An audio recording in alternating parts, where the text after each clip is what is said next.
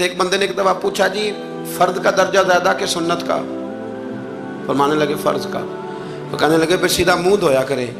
आप वुजू में पहले हाथ धोते हैं, फिर कुल्ली करते हैं, फिर नाक में पानी डालते हैं। तो मुंह, फर्ज तो मुंह धोना है पहले, हाथ धोना भी वुजू में सुन्नत है, नाक में पानी डालना भी सुन्नत है, कुल्ली करना भी।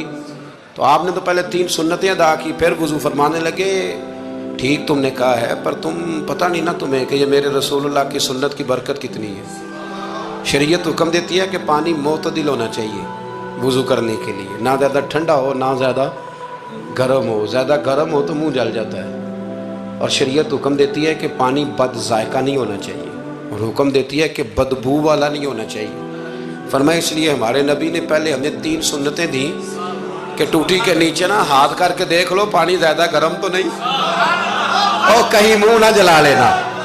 और फिर हमारे नबी ने हमें सुन्नत दे के बताया कि मुंह में डाल के देख लो बद जायका तो नहीं। फिर का नाक में डाल के देख लो कि इससे बू तो नहीं आती। फरमाया मुस्तफ़ा ने कहा मेरी 3 सुन्नतें अदा करके अब चेहरे पे पानी डालोगे तो फर्ज अदा करने का मजा आ जाएगा।